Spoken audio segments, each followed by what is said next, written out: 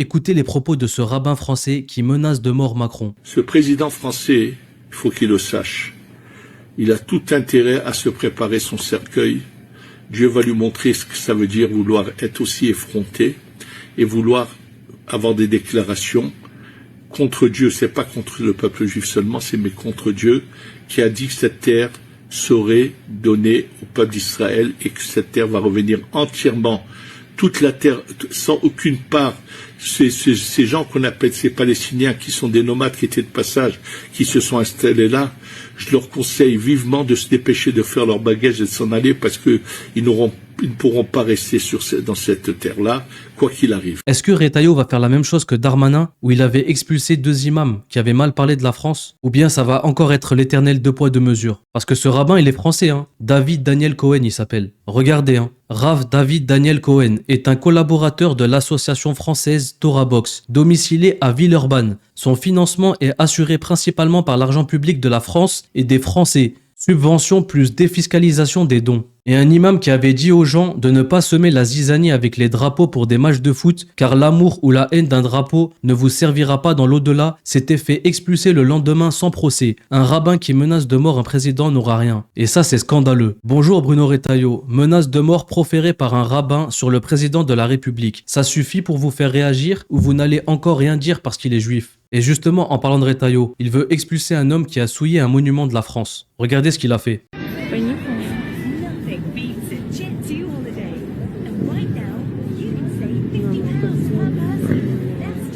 Voilà, du coup, il a allumé sa cigarette sur la flamme de la tombe du soldat inconnu et il a été interpellé et placé en garde à vue et présenté à la justice directement, tout ça le même jour. On est en France, il faut respecter les monuments de la France et l'histoire de la France. Mais maintenant, est-ce que Retailleau va avoir la même rapidité et efficacité pour expulser le rabbin qui habite en France, qui est subventionné par la France et qui a insulté le président français? C'est même pas qu'il a insulté, il a même menacé de mort. Où l'on va-t-on continuer encore sur ce éternel 2 poids 2 mesures? On verra ce que nous dira l'avenir. Il faut être aveugle pour ne pas comprendre que la France est sous totale domination sioniste. Nous sommes donc déjà des Palestiniens dans notre propre pays. Combien de libertés devrons-nous perdre avant que les Français ouvrent les yeux? Réalisation des forces de police, des forces de sécurité, voire des gouvernements chez nous prépare, nous, citoyens, à être les futurs Palestiniens dans notre pays.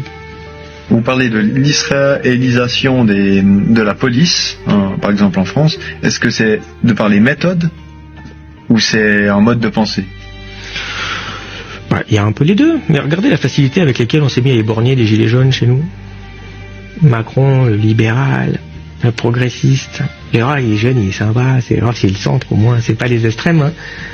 On éborgne, il y a des Français. Et on éborgne parce qu'on tire sur des Français qui manifestent avec des armes de guerre. C'est pas un éborgné, c'est pas 2 éborgnés, hein. Je peux péter quoi, 20, 25. Ça, c'est des images qui n'existent pratiquement pas ailleurs, hein. Vous voyez pas dans d'autres pays. Dans pays, les gens se font taper dessus, se font mettre en prison. Ok, mais éborgné parce qu'on en tire avec des armes de guerre dessus, il y a très peu de pays qui font ça. En Israël, il faut vraiment voir comment un Chinois nous voit aujourd'hui, comment un Brésilien nous voit aujourd'hui, et voit ce qu'on est, hein, c'est-à-dire des gens abjects, mais qui en plus se font passer pour des gens d'une probité incroyable, et qui en plus viennent faire la leçon aux dits brésiliens. C'est vraiment stupéfiant. J'entends des gens qui disent qu'on a des valeurs, puis après j'entends des gens qui disent qu'il faut respecter le droit international, et je regarde et puis je dis on le fait pas, c'est étonnant.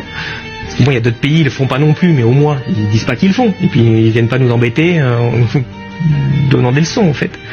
C'est pour ça qu'on se fait détester par maintenant 7 milliards d'êtres humains sur la planète. Jamais vous entendrez un prêtre tenir ce genre de propos sur des êtres humains. Comment ce monstre pourrait-il incarner les valeurs judéo-chrétiennes? Quel chrétien peut approuver ces propos glaçants?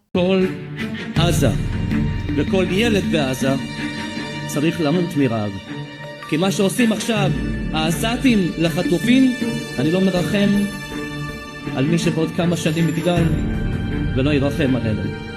ורק מטומטם ערב רב, שונא ישראל, מרחם על המחבלים הבאים, למרות שהיום הם תמים, והלוואי לאבן, מי ייתן ימות או מרעל. ולמי שיש בעיה מה שאמרתי, זה בעיה שלו. Alors là, c'est le multiverse. Je suis tombé sur cette vidéo avec Alain Soral et l'imam Cheikh Imran Hussein. Et écoutez ce que disait Soral. Je ne vais pas répéter à ma manière tout ce qu'a dit le cher, puisque ce qui est étrange, c'est que je partage la totalité de son analyse. Mais ce qui est encore plus étrange, c'est que pour produire cette analyse, moi qui viens, on va dire, du rationalisme français et même de l'école marxiste, j'arrive aux mêmes conclusions sans avoir besoin ou sans passer par le recours de la foi, de la révélation et de l'exégèse des textes religieux. Par une voie, je dirais, matérialiste et laïque, j'arrive exactement au même constat, aux mêmes conclusions et aux mêmes nécessités d'alliance.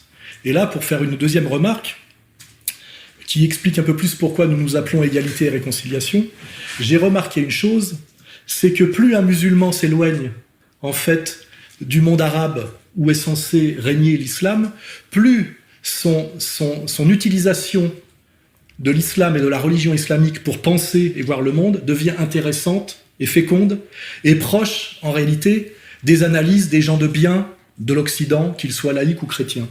C'est un paradoxe, j'espère que le cher le prendra pas mal, c'est que finalement, moins il y a d'arabité en ce moment dans l'islam, plus il est authentiquement islamique. Et pour ne pas qu'on prenne cette remarque pour une agression, je complète immédiatement en disant qu'il en va de même pour le monde chrétien, qui finalement, moins il est attaché à la Rome actuelle, plus il a des chances de correspondre au message du Christ. Puisqu'effectivement, depuis Vatican II, on a un discours officiel de l'Église qui s'éloigne beaucoup, à mon avis, de ce qu'il y a dans les évangiles. Ce qui m'amène à une dernière remarque, pour ne pas qu'on fasse de mauvaises analyses, par exemple qu'il faudrait lutter soit contre les musulmans, soit contre les juifs, ce qu'essayent de nous imposer finalement les médias et l'idéologie dominante, il y a bien une lutte des bons chrétiens, des bons musulmans et des bons juifs contre un ennemi composé des mauvais chrétiens, des mauvais musulmans et des mauvais juifs. Et c'est assez facile à dire, puisque aujourd'hui, on voit bien que les bons chrétiens sont plutôt chez les orthodoxes que vous avez rencontrés à Moscou, chez les catholiques, on va dire intègres et non pas intégristes. On voit bien que chez les musulmans, les bons musulmans avec qui nous voulons combattre se trouvent très très loin du wahhabisme et du contrôle de l'islam par les Saouds. Et du côté, effectivement, des juifs, nos amis combattants juifs, puisque nous en avons parmi nous, se retrouvent très loin, effectivement, de la captation du judaïsme par le sionisme. Donc, on doit bien, dans cette logique d'égalité et de réconciliation, refuser l'analyse de l'Empire, l'analyse du système, qui voudrait monter soit les chrétiens contre les musulmans, soit les chrétiens contre les juifs, soit ces espèces de fausses alliances simplifiées et très communautaires. En réalité, nous menons bien un combat des bons chrétiens, des bons musulmans et des bons juifs contre les mauvais chrétiens, les mauvais musulmans et les mauvais juifs. Et il ne faut jamais sortir de cette vision-là, sinon on tombe dans le piège de l'ennemi, on tombe dans la violence en plus inutile. Et on voit bien aujourd'hui que c'est, notamment avec l'élection de Trump et tout ce que ça implique, ces événements récents éclairent assez fortement cette analyse sur laquelle nous sommes d'accord. Et je crois que c'est le point le plus important. Il y a un combat à mener, c'est un combat de la vérité contre le mensonge, et pour que ce combat triomphe, il faut absolument et nécessairement l'alliance des bons chrétiens, des bons musulmans et des bons juifs. Et l'ennemi, c'est ce qu'il ne veut surtout pas. Voilà. Et donc ne tombons pas dans les pièges des faux prophètes, des faux messies et des fauteurs de guerre communautaires. Voilà. J'ai pas besoin de dire, je crois, plus que ça, pour compléter ce que vous venez de dire. Un citoyen français insulte Macron de machiavélique, manipulateur et menteur. Moi, c'est pas mon... parce que vous êtes machiavélique, vous êtes manipulateur et vous êtes menteur en plus. J'ai pas peur de vous dire la vérité parce que je pense. Jamais je n'ai voté Marine Le Pen. Je vous ai donné un sursis en 2017, mais je ne donne pas un deuxième. Mais non, mais il faut des faits pour dire ça. Oui. C'est quoi les faits? On a été pris pour des moins que rien, des fainéants, des Gaulois réfractaires. Mais moi je suis un Gaulois réfractaire. Oui, vous êtes un Gaulois réfractaire. Sur quoi? Quelle est la chose sur laquelle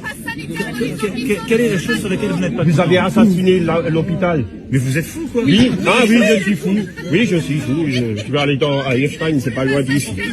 Mais attendez, j'arrive, je réfléchis. Non. Monsieur, vous êtes un vrai caméléon, monsieur. Mais non, je suis. Mais non, mais regardez les faits. Monsieur, regardez les faits. L'hôpital, quand j'ai été élu, il était, chaque année, on baissait le tarif hospitalier. Oui. Ok? Mon médecin traitant, il a été radié. Mon dentiste, il a été radié. L'infirmière libérale que vous avez dans nos villages, elle a été radiée. Vous trouvez ça normal? Il n'a pas été radié par moi. Ah non, c'est pas vous qui avez pris ces décisions comme quoi il fallait qu'ils se vaccinent. C'est parce qu'ils voulaient pas se vacciner, ils ont été radiés. Vous trouvez ça normal là? Maintenant vous en cherchez des toubis, vous cherchez des soignés. C'est les hommes qui les ont radiés. Mais ceux que vous avez radiés, vous les remettez pas en place. Vous les remettez en place? Ce sont les ordres qui les ont. Ah oui, c'est les ordres. Bah oui. Et c'est qui a donné les ordres aux ordres de médecins? Parce que c'est un scandale. Mais attendez, madame. Non.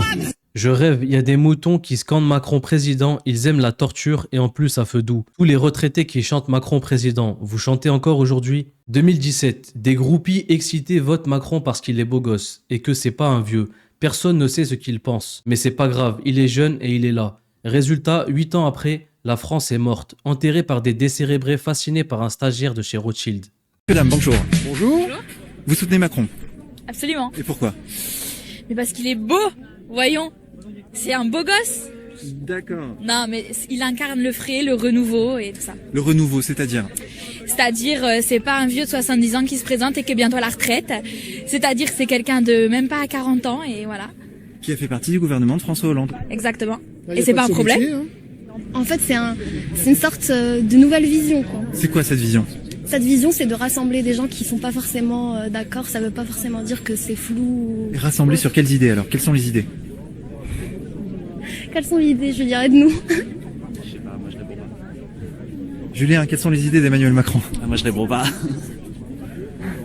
On verra là au meeting. D'accord, donc en fait vous savez pas? Bah si, je sais, mais j'ai pas très envie de parler. D'accord. Merci beaucoup. Merci. Bon meeting à vous. Merci. Je vais chercher les idées d'Emmanuel Macron. Cherchez-les bien. Vous allez les trouver rapidement, je pense. J'espère, j'ai un doute. Bonjour monsieur. Quelles sont les idées d'Emmanuel Macron? J'en sais rien. Vous savez pas? Non. Quelles sont les idées d'Emmanuel Macron? C'est une obligation? Non, pas du tout. Allez-y. Les idées d'Emmanuel Macron. On est là? Non, pas moi. C'est à toi qu'on pose la question. Bah, elles sont bien. Quelles sont les idées politiques qu'il défend, concrètement? Très bonne question. Je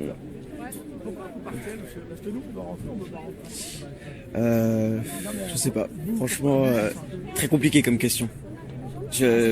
D'autant plus que j'ai pas tout compris. Hein, je dois pas. Comment dire. J'avoue que j'ai pris connaissance il y a pas très longtemps un petit peu des différents points. J'ai regardé un petit peu différentes vidéos sur sa page tout à l'heure. Et voilà. D'accord. Donc vous savez pas trop quelles sont les idées qu'il défend. Si, dans les grandes lignes, mais Alors dites-moi, ces grandes lignes, c'est quoi? Eh ben, je sais pas ce que vous en pensez, mais ça fait peur, hein, que des personnes comme ça puissent voter. Quoi qu'il en soit, partagez-moi vos avis en commentaire et laissez personne penser à votre place. Que la paix soit sur vous et vos familles. À bientôt pour une prochaine vidéo.